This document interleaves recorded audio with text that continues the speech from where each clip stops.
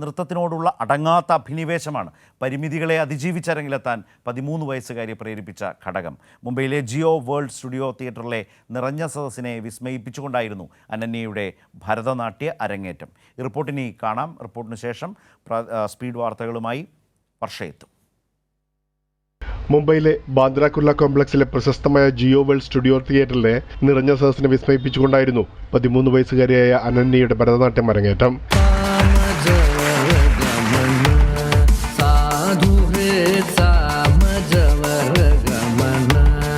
കലയുടെ ആത്മാവ് തൊട്ടറിഞ്ഞ് അരങ്ങിലെത്തിയ അനന്യ തുടർച്ചയായ 2 മണിക്കൂറുകൾ വേദിയിൽ നൃത്തവൈഭവം കൊണ്ട് തിളങ്ങിയപ്പോൾ നിറഞ്ഞ ഹർഷാരവത്തോടെയാണ് സദസ്സ് അനുഗ്രഹം ചൊരിഞ്ഞത്.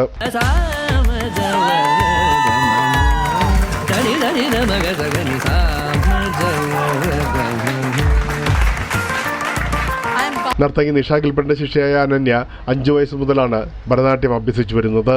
നൃത്തത്തിനോടുള്ള അടങ്ങാത്ത അഭിനിവേശമാണ് പരിമിതികളെ അതിജീവിച്ച് അരങ്ങിലെത്താൻ അനന്യയെ പ്രേരിപ്പിച്ച ഘടകമെന്ന് ഗുരു നിഷ ഗിൽബർട്ട് പറയുന്നു. നൃത്തത്തിനോടുള്ളവളുടെ ഏറ്റവും അടങ്ങാത്ത ആഗ്രഹവും ആത്മാർത്ഥമായിട്ടുള്ള ഡെഡിക്കേഷനും മൂലമാണ് അവൾ ഇന്ന് അത് നേടിയെടുത്തത്.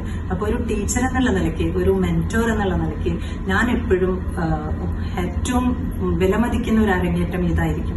സാമൂഹ്യ പ്രവർത്തകയും പരിസ്ഥിതി സംരക്ഷകയുമായ അന്നപൂർണി TS-ഉം പ്രശസ്ത സംഗീതജ്ഞനും സാംസ്കാരിക പ്രവർത്തകനുമായ PS കൃഷ്ണമൂർത്തിയുമായിരുന്നു വിശിഷ്ടാതിഥികൾ. ഓരോ നർത്തകിയുടെയും ജീവിതത്തിൽ കലയുടെ ഇടപെടലിന്റെ അനിവാര്യതയെ സ്പഷ്ടമാക്കിക്കൊണ്ടാണ് ഇരുവരും ആശംസകൾ നടന്ന് സംസാരിച്ചത്. Because what you did today, that hand-eye coordination, the leg movement, the Atrabanga is Layam. Corporate ഉദ്യോഗസ്ഥരായ ഉഷ ശ്രീനിവാസന്റെയും PR ശ്രീനിവാസന്റെയും പുത്രിയാണ് കുമാരി അനന്യ. പ്രേംലാൽ, കൈലി ന്യൂസ്, മുംബൈ.